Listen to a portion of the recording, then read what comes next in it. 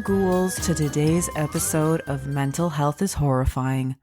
I'm your horror Barbie host of darkness, Candace Green, psychotherapist and all-around spooky bitch, podcasting from my bat-filled cave in Toronto, Canada.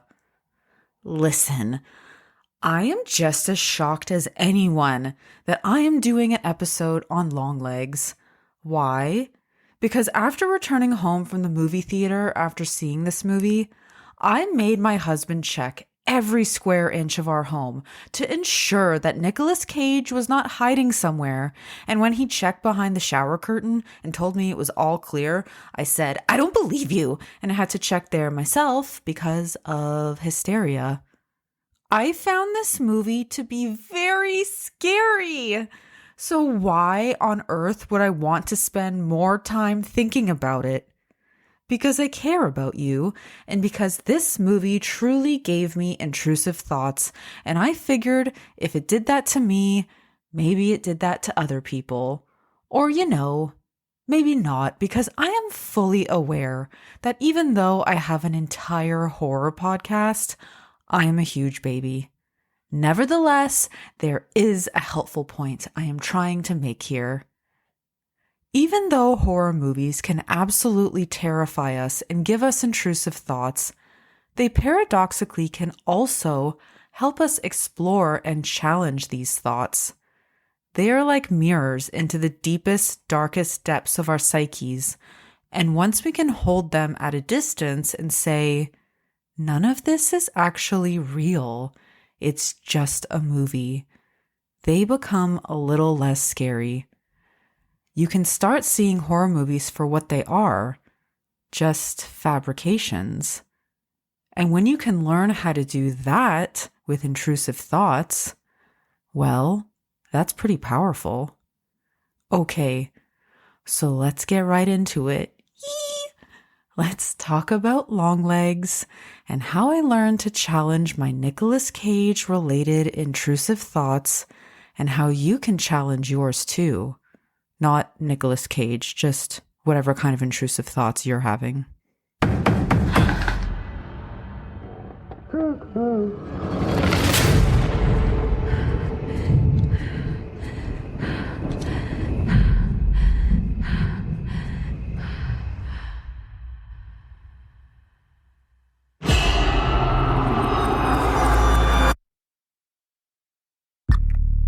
Is it scary being a lady FBI agent?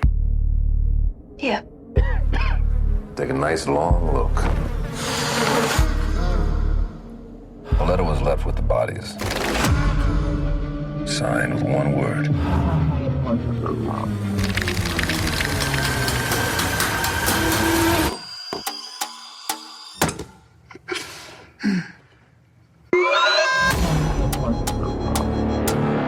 I saw a beast rise up out of the sea with 7 heads and 10 horns.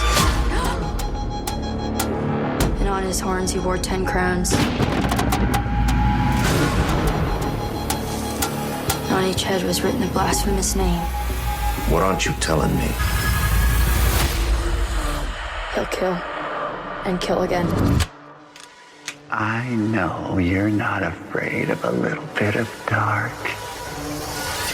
Because you are the dark. Do you still say your prayers?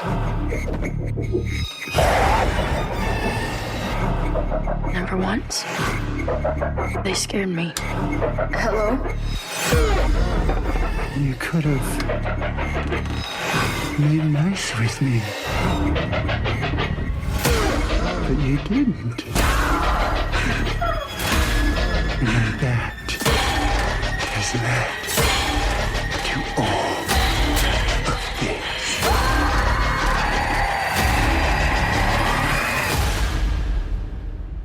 I'll be waiting.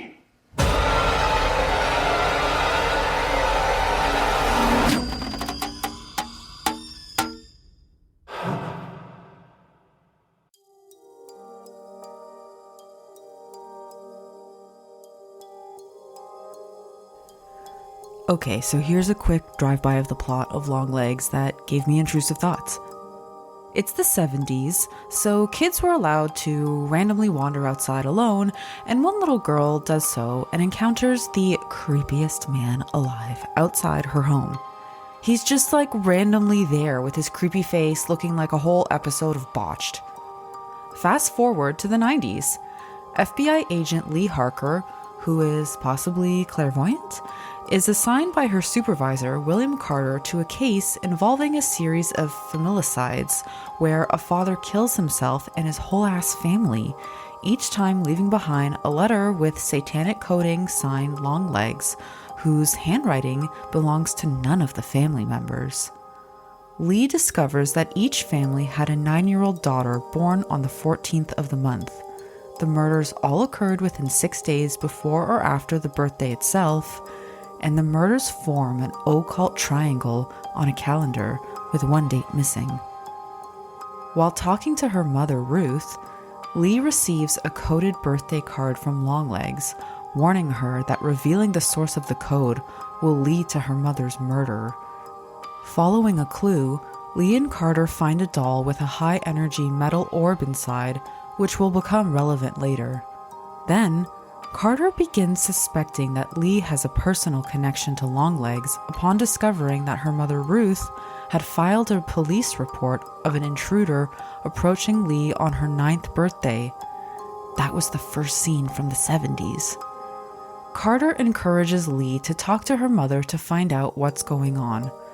So she visits her, and she's a little weird, and in the house, Lee finds a Polaroid that she took of the creepy botched-faced man outside her house, connecting that Longlegs did in fact visit her, and now she probably has to shower for the rest of her life. Ugh. They somehow magically track down Longlegs and arrest him, but when Lee tries to question him in the interrogation room, he talks about how much he loves Satan, hints at Ruth's involvement in the crimes, and then smashes his face repeatedly into the table until he dies a lot. Lee returns to her mother's home, where her mother murders Lee's FBI colleague who is just trying to help. Then she destroys a doll resembling young Lee, causing Lee to lose consciousness. Lee connects that her mother has been Longlegs' accomplice since Lee's childhood. Longlegs forced Ruth to choose between her daughter's death and his bidding, leading her to comply and spare Lee. And here's the worst part, everyone. Lee learns that Longlegs has been living in her mother's basement for her entire life. Oh my god, so many more showers this time, probably with acid. While in the basement her whole damn life, he made satanic dolls that Lee's mother was tasked with giving to families while posing as a nun, and then somehow Satan, comes through the dolls and influences the dads to kill their families because that's what Satan wants, apparently. This whole time, Lee's doll blocked her memories of Longlegs while influencing her with its evil. Lee awakens in the basement and hears a demonic voice on the phone warning her about her boss's daughter Ruby's 9th birthday party, which had been scheduled for that day. Lee rushes to save the Carters, whose deaths would complete Longlegs' triangle. She finds the family already possessed, while her mother having already delivered the doll. Mom! After William kills his wife Anna, Lee shoots him to protect Ruby. Ruth attacks with a dagger, forcing Lee to kill her. Lee tries to destroy the doll, but her gun does not discharge. She tells Ruby they need to leave, but remains staring at the doll. The end. The end of this horrible nightmare. I'm so sorry for recounting this to you. I'm going to go wash my brain with bleach.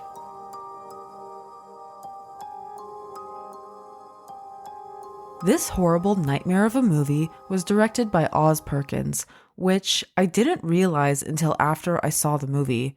The whole time I was watching it, I was like, this movie feels a lot like The Blackcoat's Daughter, and duh, it's the same director. If you haven't seen The Blackcoat's Daughter, I highly recommend that one.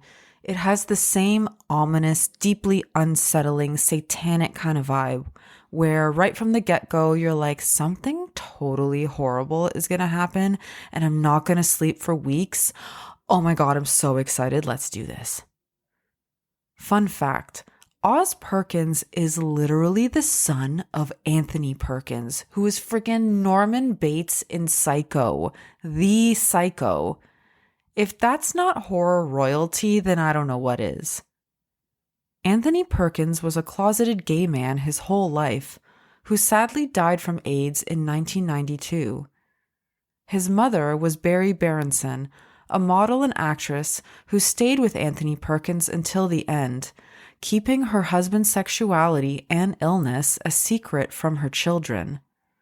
They married in 1973 after Anthony tried conversion therapy. Berenson sadly died on September 11th in the first plane that hit the World Trade Center. For Oz Perkins, Longlegs was a meditation on his own family tragedies, most notably the precarious secret his mother maintained and the generational tensions that bloomed out of lying for a long time to her children about her husband's sexual identity.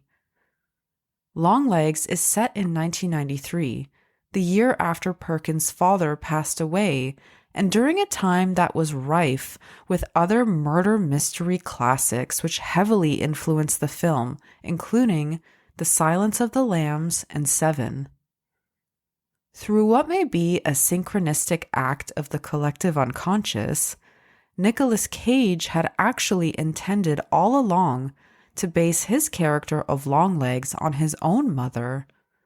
His terrifying, ghostly makeup was inspired by the cold cream that his mother used to wear that would frighten him, and his high-pitched voice was inspired by hers as well. So, a lot of complicated maternal energy in this movie.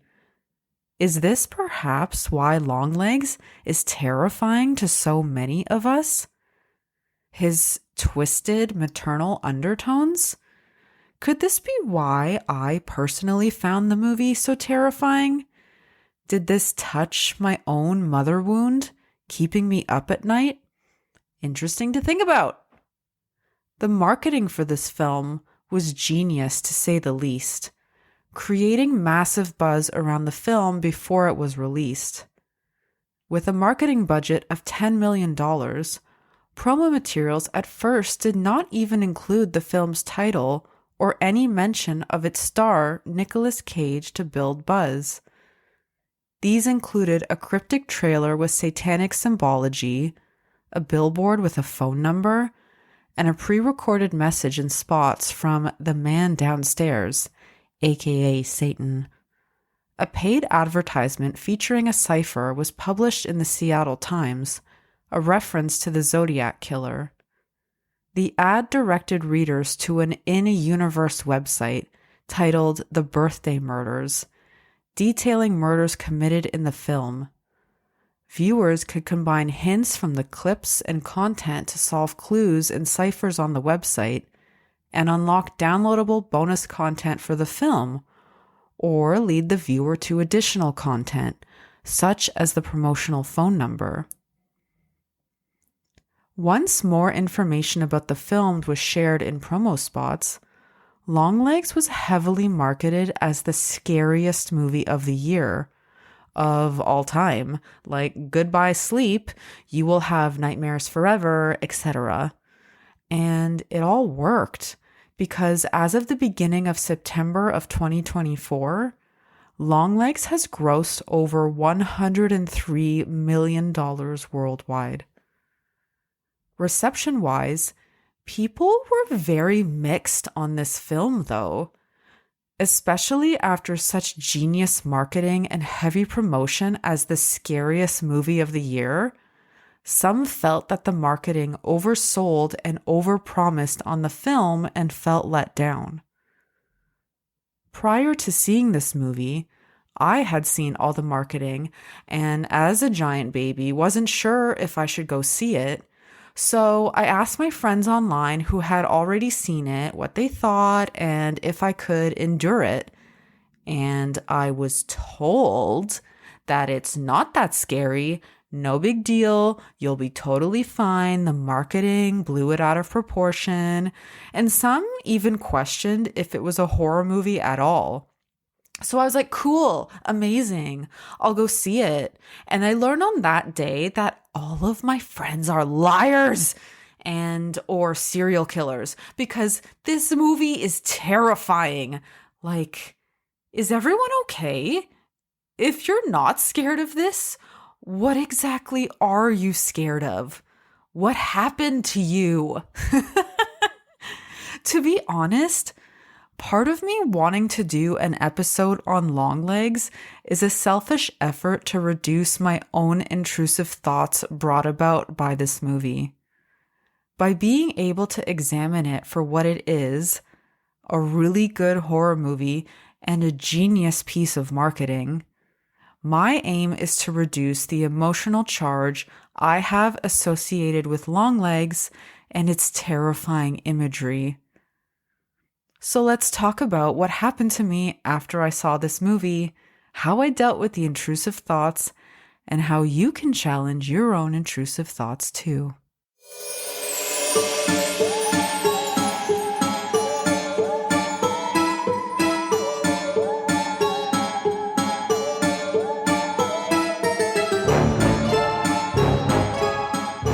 But first, what are intrusive thoughts? Intrusive thoughts are characterized as strange, disturbing thoughts or troubling images that can pop into your mind. The thoughts may be violent, frightening, or reflect a recurrent fear that you will do something inappropriate or embarrassing. Whatever the content, these thoughts are usually unsettling and may trigger feelings of worry or shame. Intrusive thoughts can be more pronounced with certain mental health disorders, including obsessive-compulsive disorder, where thoughts become so bothersome that they can prompt repetitive behaviors, like checking or compulsions to try to prevent them from occurring. They are also common in post-traumatic stress disorder, or during hormonal shifts such as during pregnancy or postpartum. But intrusive thoughts can occur for anybody, really. Most of us have had them at some point in our lives. I know I have, other than this time, because intrusive thoughts are often triggered by stress or anxiety. And who among us doesn't get stressed or anxious? And who, boy, was I stressed after I saw Longlegs. Let's go back to immediately after the movie. As I walked back to the car with my husband, I was immediately skeptical of the underground parking garage. Longlegs was living under the ground in Lee's basement for her whole life, so who's to say he wasn't in this underground, I thought logically. I scanned the entire parking garage as we walked, and upon arrival to our car, I demanded that we do a full scan of the car and the trunk to ensure Nicolas Cage was not hiding in it, preparing to sing that freaky song he sings to Baby Lee at the beginning of the movie. Let me in now, and it can be nice. Yeah, no. We made it home alive and requested that we check every square inch of our home to make sure Nicolas Cage was not hiding there either. Every closet, behind the shower curtain, under the bed, even though he couldn't even fit there, doesn't matter. Better safe than sorry, right? The paranoia had already started. I needed to check, and I was bringing my husband with me, with stress and fear coursing through my system, preparing my nighttime thoughts to be intrusive ones. We went to bed somehow, and staring into the darkness of my bedroom, my mind began to race. What if Nicolas Cage is in here right now? Does this condo unit have a basement attached to it? Is the plush turtle I sleep with possessed by Satan? I became consumed with this intrusive thought, convinced that Longlegs was in my condo and that he was coming to get me. The specific trigger for this intrusive thought, you might ask? Pampas grass. I have this tall vase of pampas grass in my office which is just off my bedroom. It's a pale hay color, and in the dark, my mind morphed it into that scene from the movie where Longlegs is at the hardware store talking to that poor girl at the cash, pretending he was a deranged cuckoo clock or whatever. And he crosses his arms over his face with his terrifyingly long fingers and pretends to be a cuckoo clock. And his hay color hair is flailing behind him. Well, in the dark, this scene mapped its way onto the pampas grass in my bedroom, and basically, there was Longlegs, staring right back at me. If you're interested in seeing a comparison of Longlegs and my murderous pampas grass, I'll post a picture on my Instagram account so you can see the type of horrors I was dealing with. Obviously, I was too scared to get up and fight the pampas grass. So I lay there, frozen in terror, imagining Longlegs pampas grass saying creepy stuff to me, singing weird songs, pretending to be a clock, living in my basement like a nightmare. His face just kept popping up in my mind, his horrible botched face, and I just couldn't sleep. It doesn't help that I also have suffered from night terrors throughout my life, which sometimes those manifest into me projecting the face of a terrifying monster onto my sweet husband's face while he sleeps next to me. So no chance was I turning over in bed to be comforted by him at the risk of him also transforming into Longlegs on top of the pampas grass. This went on for several nights. I slept fitfully and became fixated on the pampas grass every night, staring at it in the dark, waiting for it to come alive and murder me. I knew I was being ridiculous, and I knew that I needed to do something to challenge this intrusive thought if I ever wanted to sleep again. So I followed the steps I knew that would help me.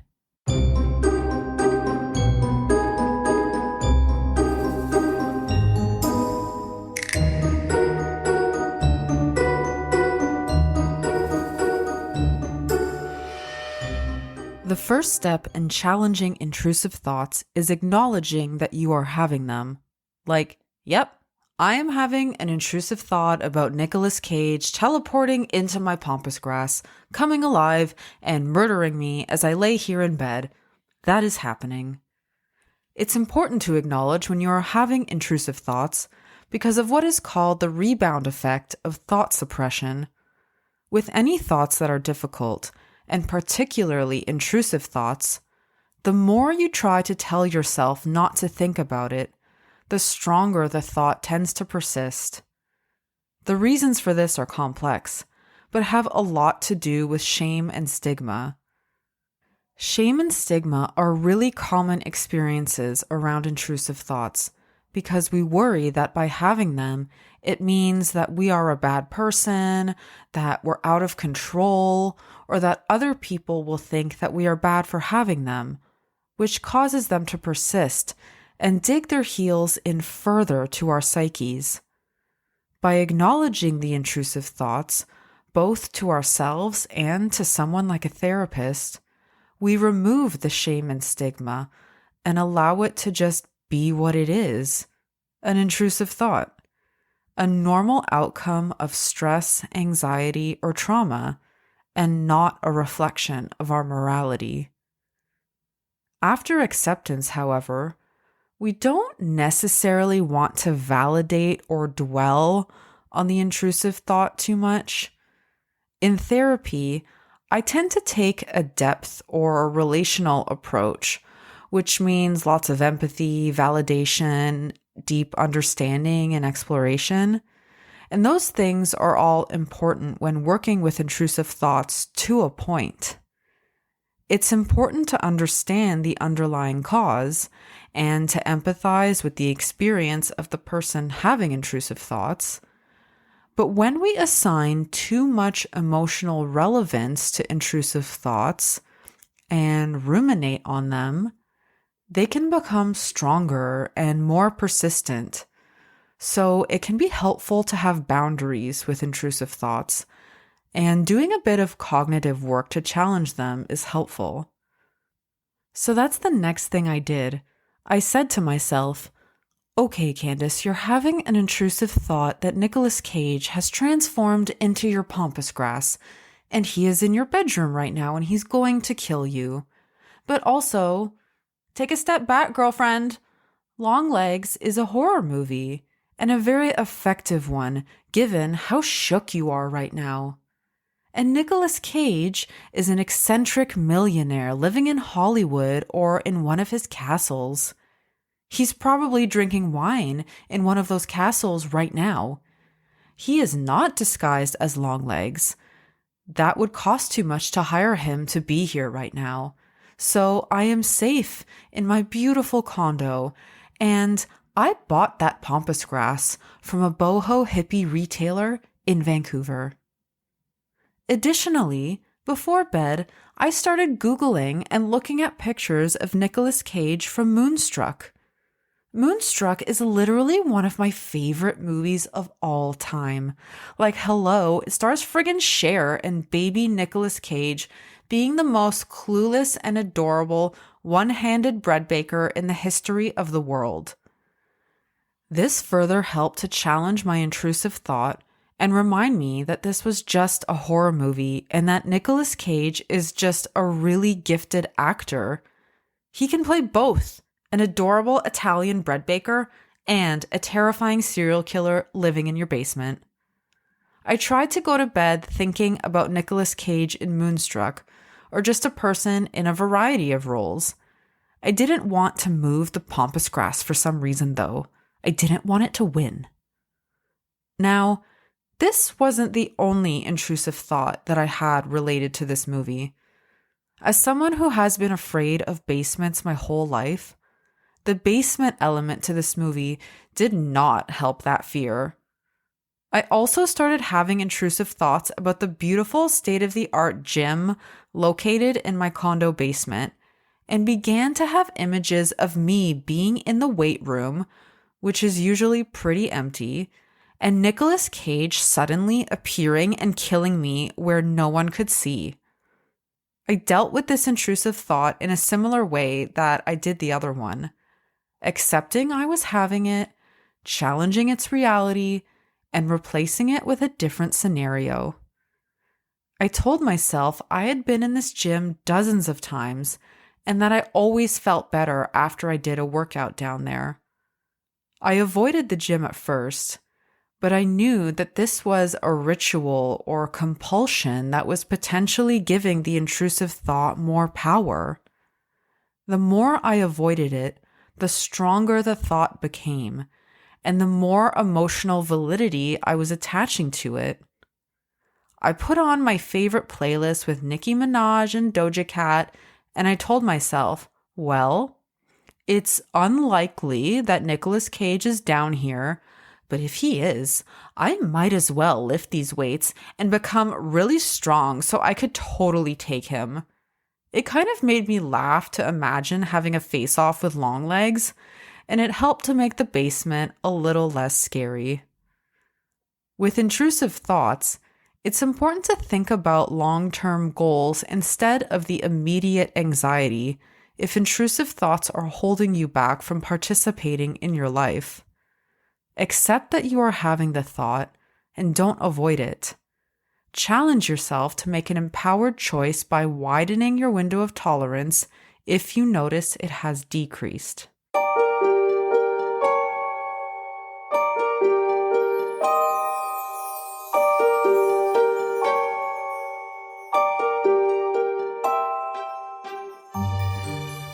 So, what does the fact that I got these intrusive thoughts, which disrupted my life not massively but enough, what is that an indication of? Well, it's an indication that I watched a horror movie that was likely outside my window of tolerance, which is an optimal state of nervous system stimulation in which we are able to function and thrive in everyday life. When we exist within this window, we are able to learn effectively, play, and relate well to ourselves and others. It may seem paradoxical to throw on a horror movie when you are anxious, but there are actually numerous mental health benefits to watching horror movies. Some of these benefits include practicing nervous system regulation through things like jump scares and tension release, being able to explore fears in an environment that you are in control of, bonding with co-viewers, boosted mood and adrenaline, and they can actually help you to challenge intrusive thoughts, which I'll talk about in just a minute. For these reasons and many more, I absolutely believe that horror is for everybody. And it is for this reason, my ghouls, why I created the spooky, scary spectrum as it relates to horror and the nervous system. I've talked about this before, but let's review it again, shall we?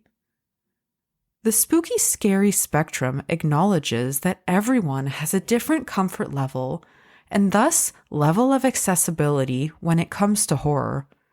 What I enjoy, feel comfortable with, find scary but still fun within my window of tolerance will look totally different compared to someone else. The spooky, scary spectrum of horror looks like this. Imagine a horizontal line. At the beginning of the line on the left-hand side is the word spooky, and at the other end on the right is the word scary. Movies that you would place on the spooky end of the spectrum are ones that are cozy, cute, fun, and generally not scary. They have themes of the macabre, or they might take place during Halloween, and when you watch them, they sort of give you a warm and happy feeling. Your parasympathetic nervous system is online here, meaning that your body feels safe and knows that it's okay to relax. I would place something like Sleepy Hollow or Hocus Pocus here, but maybe this is a bit different for you. Maybe you're one of the countless people online who doesn't find Longlegs scary at all, and you would place Longlegs here, which is fine. Very perplexing to me, but totally fine. As we begin approaching the middle of the line or spectrum, things begin getting a little bit scarier. Movies you would place here challenge you a little bit more. The themes and imagery in the movies are scarier, to the point where maybe you even want to look away at some points. You get that buzz. It's a mixture of fear, excitement, and curiosity. You still want to watch, but maybe you want to watch with a friend under the protection of your favorite blanket. Your nervous system is more active here, and you are practicing nervous system regulation. This means that your nervous system is trying to find a baseline between parasympathetic, relaxed, and sympathetic, fight or flight.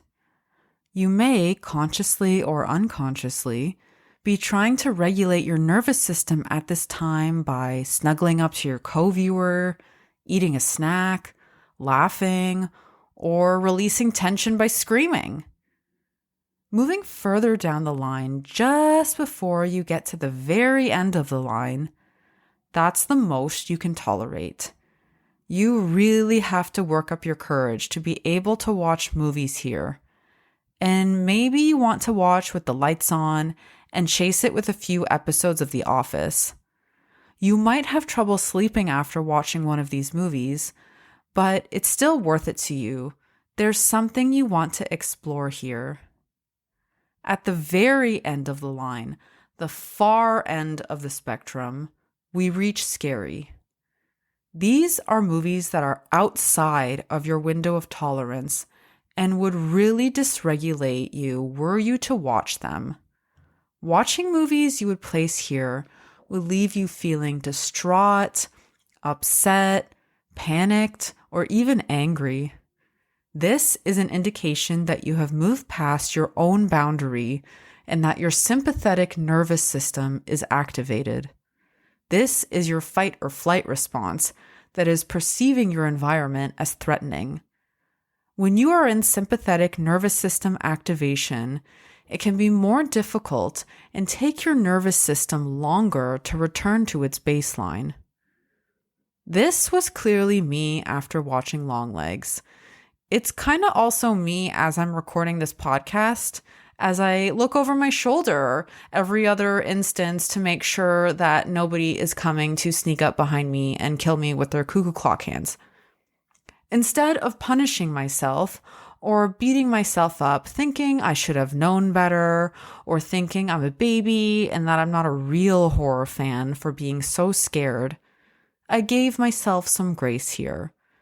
I told myself it was okay to be scared, because even though I was upset, working with these fears was also a little bit of fun and silly too. I sought comfort and I did things that helped over time to let my nervous system know that it's safe and that Nicolas Cage is not going to threaten me with his messed up face to distribute satanic dolls to local families.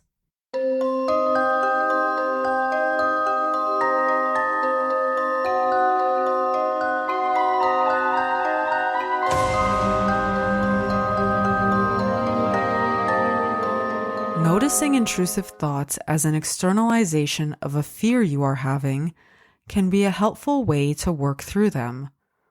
Watching horror movies is much the same and can work as an exercise for navigating intrusive thoughts. The next time you're watching a horror movie, like Longlegs, although I don't know if I'm particularly recommending watching it because it's so scary. If you're really getting scared and you start looking over your shoulder, here are some questions you might like to consider. What is it like to know that this feels scary but isn't real? What is it like to notice that this feels scary but I'm actually safe? What is it like to notice that this is separate from me? What is it like to notice the taste of the popcorn or the feeling of this cozy blanket while something spooky is happening over there? Being able to externalize our fears and experience them in a safe environment that we can control can be an empowering way to navigate through the experience of having intrusive thoughts.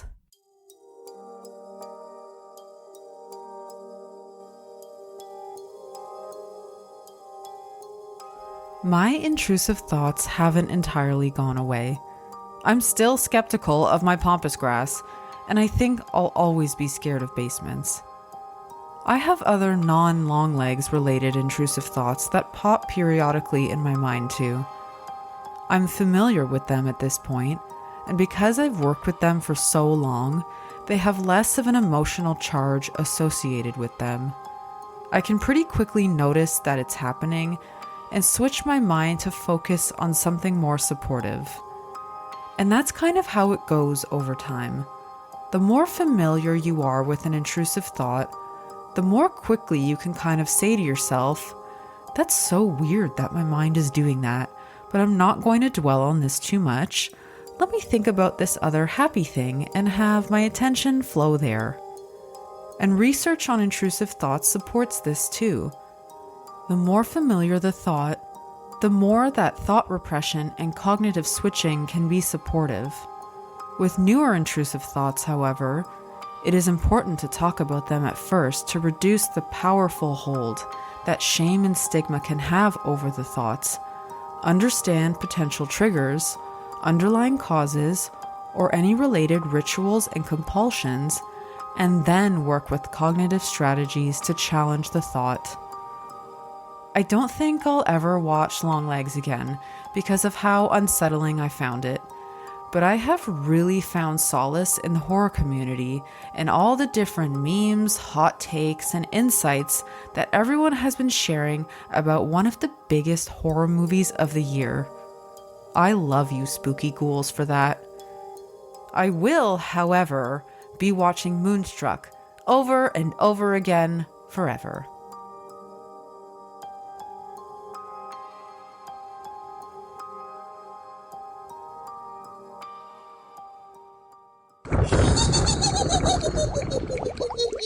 Let's read some ghoul mail, shall we?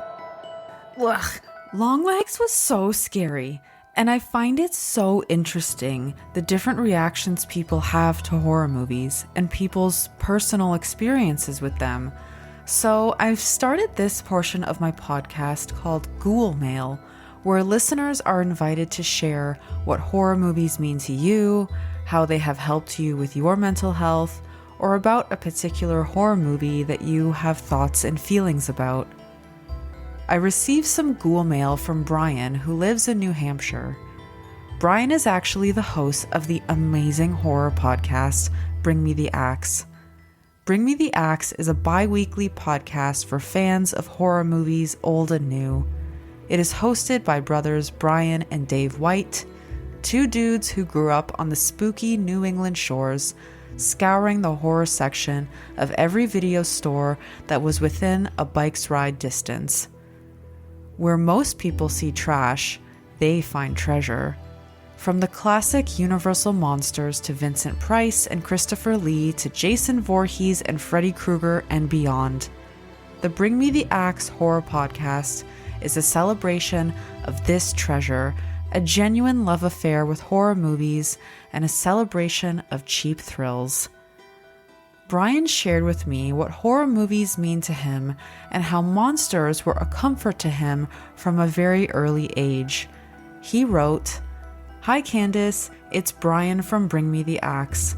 I've been following you for a while and you have a really interesting angle that I don't see anyone else doing. Like a lot of people, I came to horror movies when I was a little kid. Like, little. My dad took me to see Empire Strikes Back in a movie theater that was also showing Friday the 13th, and that poster ignited something in me that I never really got over. I was a frightened little kid, like, all the time, but monster movies and spooky stuff fascinated me and ultimately came to be a weird sort of mental comfort food, particularly the movies of Vincent Price." Thank you for sharing that, Brian. I can absolutely relate to spooky stuff being like mental comfort food. Like, inject that straight into my veins. I love imagining you as a little kid going to that movie theater and seeing the Friday the 13th poster and feeling something light up inside you. I know that feeling so well. It's like a mixture of excitement and fear, but like the kind you want to follow. It's like, what is this? It seems sort of forbidden, but like those treasures you are enticed to following for your podcast, treasures can sometimes lead us down a road less traveled, off the beaten path, away from our everyday mundane lives that maybe feel unsatisfying, scary, or even lonely. And when you get there, your prize is discovering that there are other spooky ghouls out there just like you, and you're not so alone after all. For me and all the other fans of your podcast, Brian, I'm so glad you followed that spark to find your love of horror. Be sure to give Brian's podcast a listen, and you can find him on Instagram at BringMeTheAxePod. Do you want the chance to have your story read on a future episode of Mental Health is Horrifying? If you'd like to share what horror movies mean to you, how they have helped you with your mental health, or about a particular horror movie that you have thoughts and feelings about, send me some ghoul mail by visiting manymoonstherapy.com/mentalhealthishorrifying.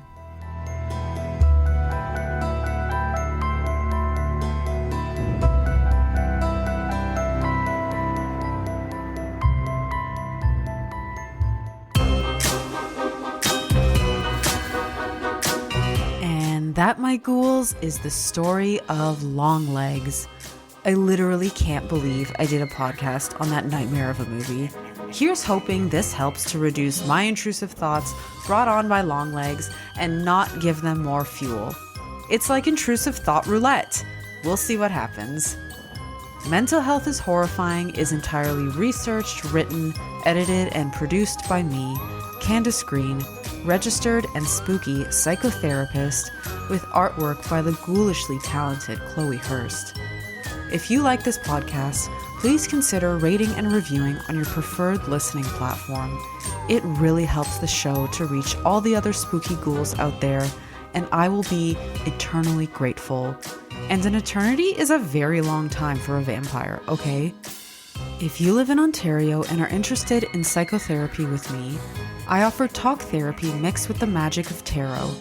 I offer other services too around tarot, horror, and dream work, including through my group program, the Final Girls Club.